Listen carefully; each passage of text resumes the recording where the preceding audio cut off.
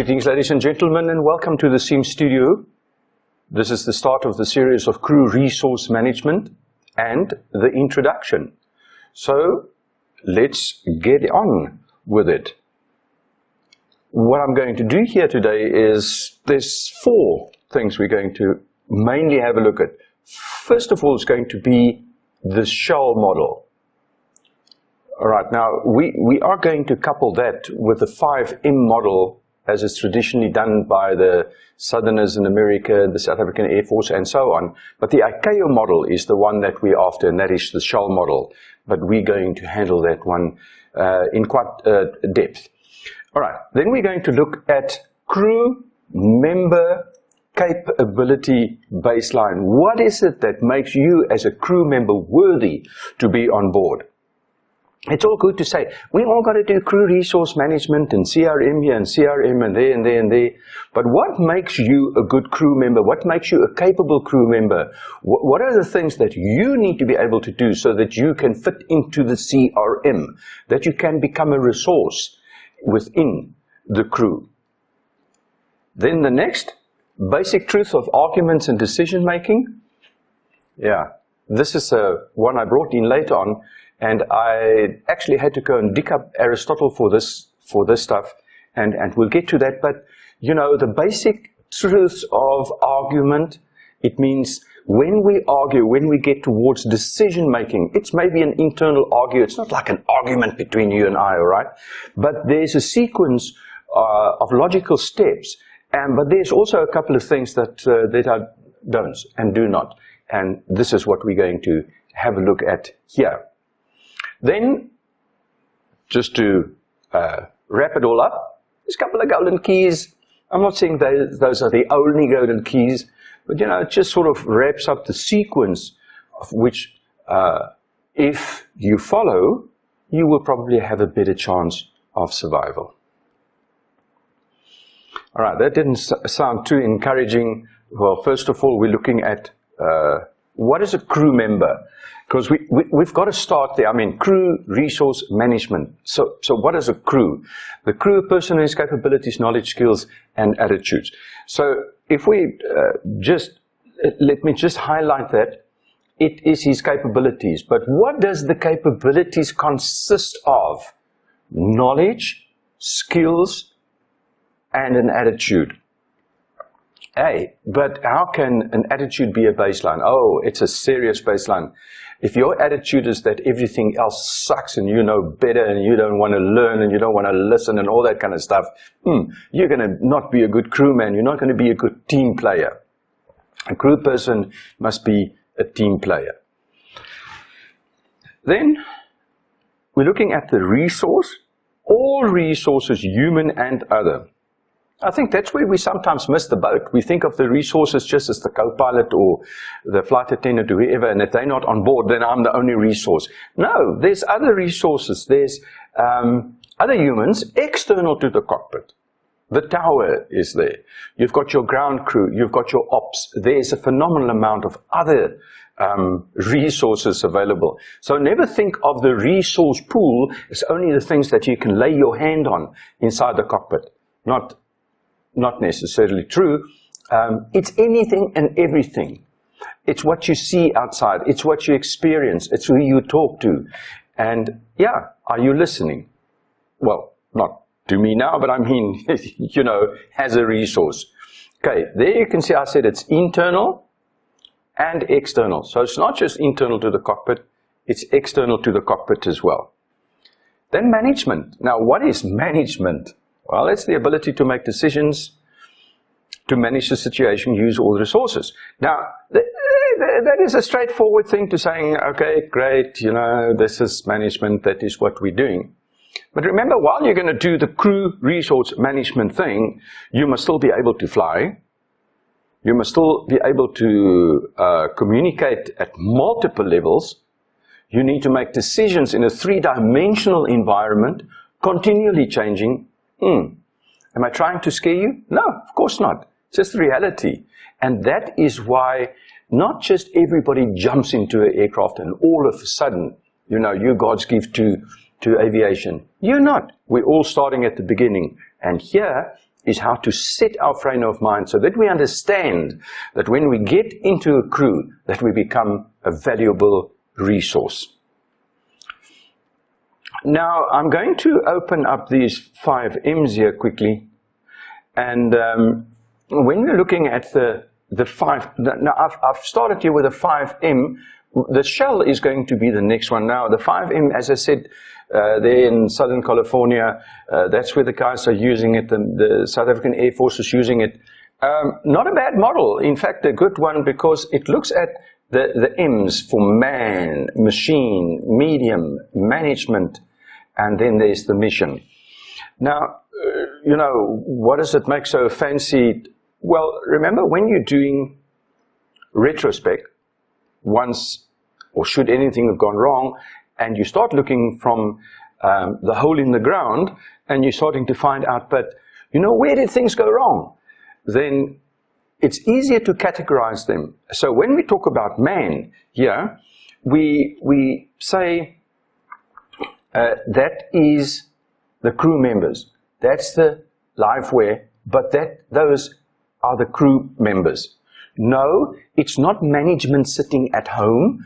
No, doesn't matter your status in life, but the moment that you take control of the aircraft and you're the captain of the aircraft, you're a crew member and you become man. That is at the coal face. Machine? Well, that's any hardware. That's your tools. The computer is a tool. What I'm doing here sitting in the studio is working with tools. Your machine is a tool. Your pen is a tool.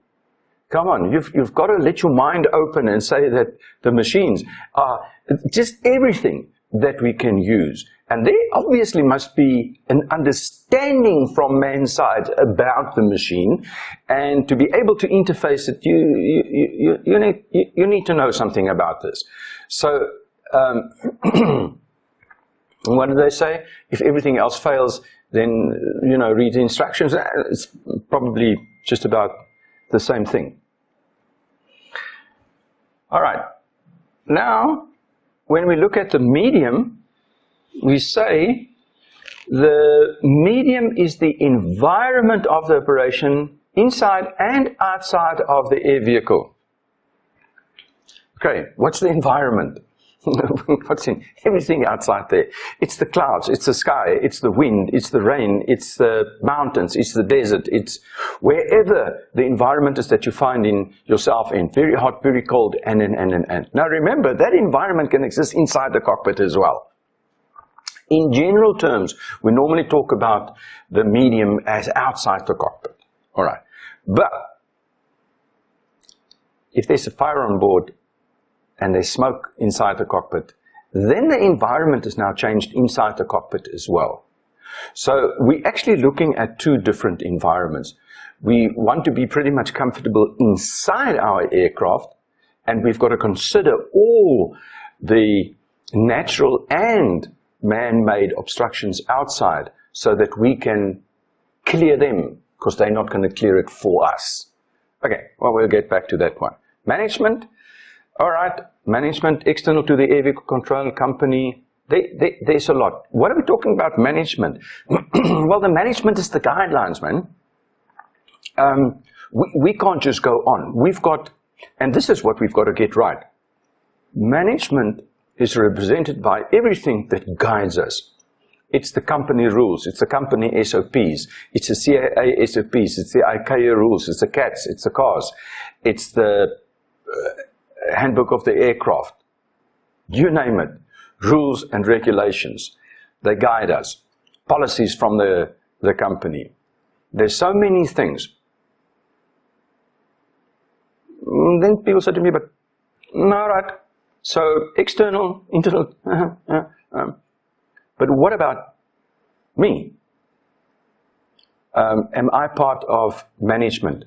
Look, when you're flying and we're going to judge you according to man, but we'll pretty quickly see how you manage to manage your own life. All right? But we put that on a man. Because when we're flying, then we've got to distinguish between the two. So when we talk about management, that's going to be purely the supportive structures and the guidelines and telling us what and how we should do things.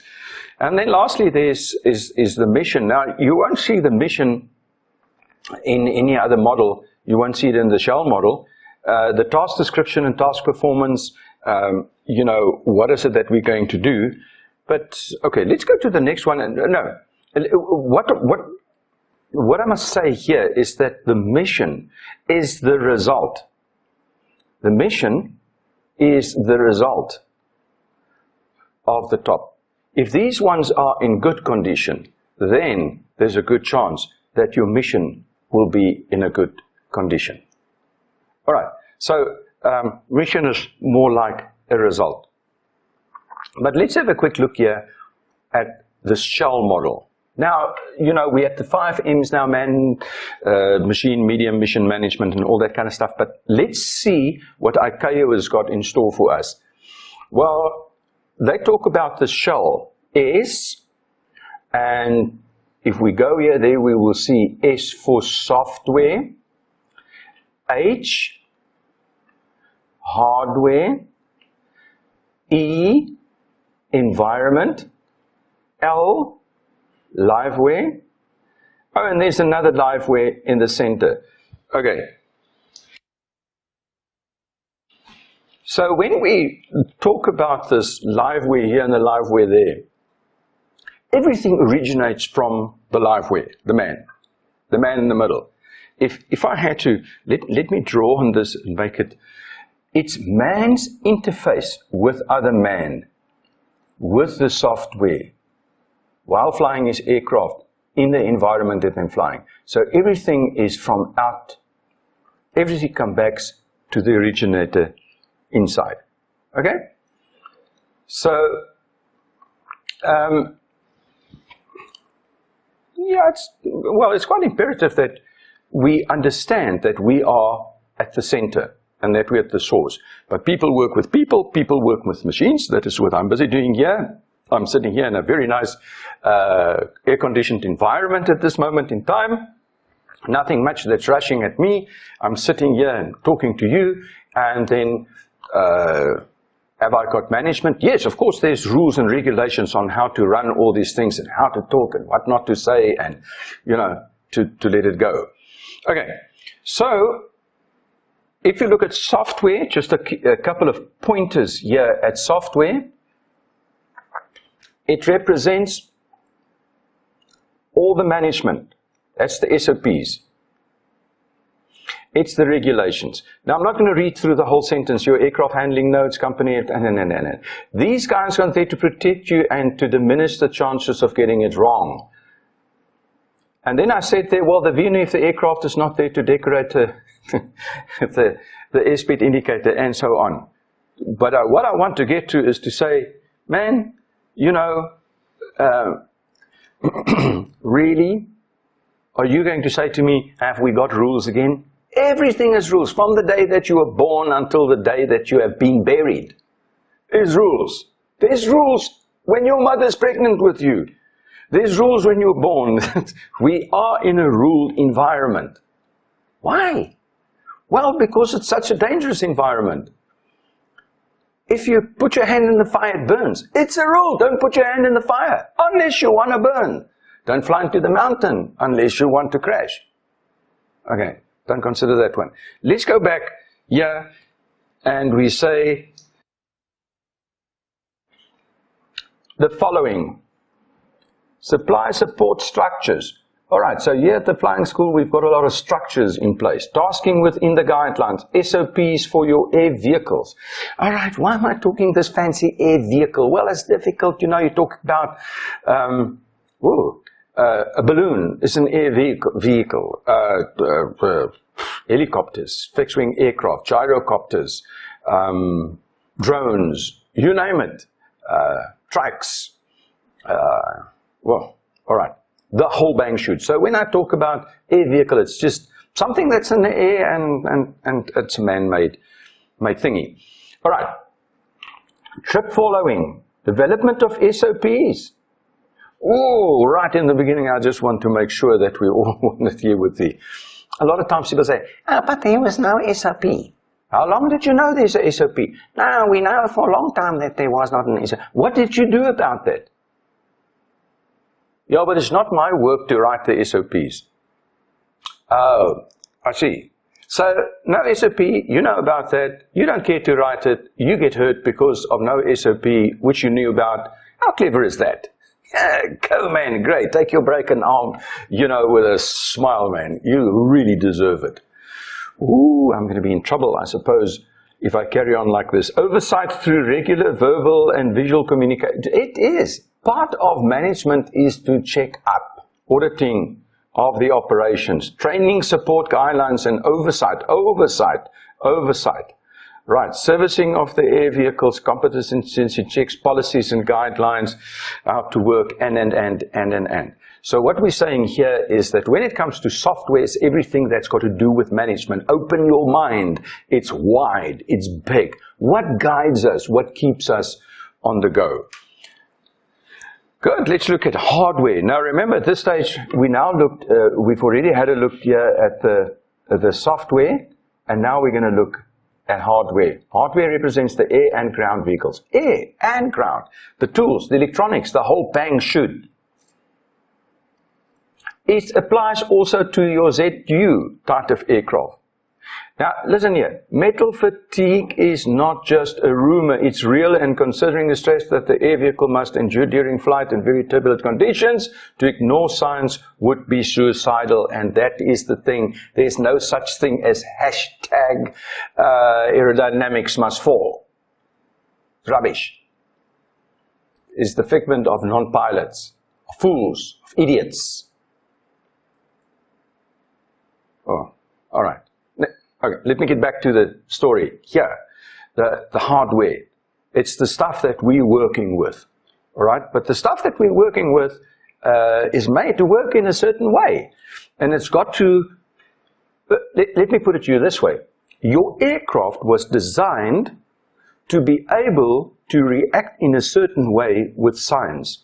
Science was not changed so that your aircraft can work in there. Just think about that. Okay. So who was there first? That's where the respect must come in. Next, the environment. So remember now, we've got the software, we've got the hardware. Now we're going to the conditions inside and outside. The medium, the clouds, the rain, the icing, the dust, all that. And one must know the effect of each of the different set of conditions. You must have the skills to recognize it and how to restrain from conditions that seems perfect for flight outside the rules. Yeah, but I really want to roll this aircraft. Well, the thing is, it's not within the rules of the aircraft. Yes, I know your aircraft can roll. Hello? Any aircraft can roll. Does it mean that it is then designed to roll? No.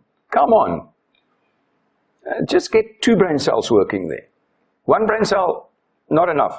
You need more than 1 brain cell to be able to actually effectively understand what we are talking about. Okay, so that is the environment in which we have to operate. And then after that, now we're going to the liveware. Now remember, there are 2 livewares. There's the originator of the hardware, and then there is the support or the resources. Does it mean that the center hardware is not, well, you're the one that's trying to use all the resources. You yourself, you're definitely a resource, and we'll just now see what makes you valuable or not. But all right, liveware. And the liveware say, it's the air crew, but what about that? Okay, now we know. But we have design limitations. We've got design abilities. Well, no, sorry, but we have got developed abilities. Develop capabilities. I'm not interested in your potential once we do the job. Yeah, but he has the potential to become a great aerobatic pilot. Well, that's fine. You must first being taught. Let somebody teach you how to do aerobatics. Let you get the rules down, the aerodynamics down, the do's and the don'ts down, and then we can go and have great fun. Okay? But before that, to dabble into that pool is like stealing a bit. Okay, wait. My mind is, well, let's go on. Our body must be defined, minimum suitable states as declared by the physician to the medical, but when we are on our own, the state of our bodies, especially, there's no oversight, depends on our own assessment and readiness to apply the law. In other words, you've got a headache, you're sick, you're in a terrible state because there maybe it's just been a divorce or a death in the family or something like that, and you've just moved house and everything is not sorted out. That is when your psychological state is not what it should be. Oh, and dare not anybody from the outside say, listen boy, in your conditions maybe not a good thing to fly, because we all believe we can. Now, it shouldn't be up to somebody else to tell you that you are not in the state. We must learn to assess ourselves and to be honest to ourselves and to respect ourselves, to know when we are not ready and right for the state. What state? The state or capability in which we fly. Are we in the right state of mind?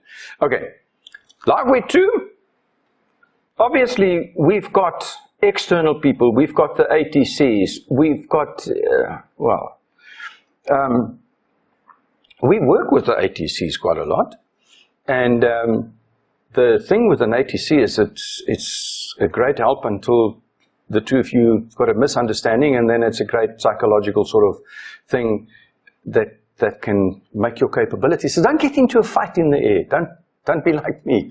Don't get into a fight. Because if you get into a fight, you psychologically, you're not there 100%, anymore. All right. Interface. All right, this is where it is. Let us have a closer look at the interface. The originator of the center is man, and it must be capable, not only for an individual, but for the ability to interface harmoniously with the other elements. Yes, I say here, painting yourself into a corner here on the ground level is a problem, but normally temporarily, nature as it simply wait for the paint to dry. All right, so yeah, I know that I'm just taking the old sayings, but then I say, remember, once up in the sky, there is no such. Once in a corner, the inevitable cannot be negotiated. What I'm trying to say here, well, you know, there are places and environments where it's much more forgiving to make mistakes. But when we're up there, sometimes, once we're in the wrong side of the curve, maybe it's too late. Maybe we can recognize it. Maybe we have the skills to recognize and recover. But those are all things that are very important. Now, I'm not trying to scare you. I'm trying to say to you that the more capable you become, the better is your chance. Is there a guarantee? Now, man, look, if you get in your car and you drive from here to anywhere on the road, there's so many road accidents. There are no guarantees. In the air, we should have more people that's actually following the rules. So if you want to become a valuable resource in the Shell model, you must fit in with the rules.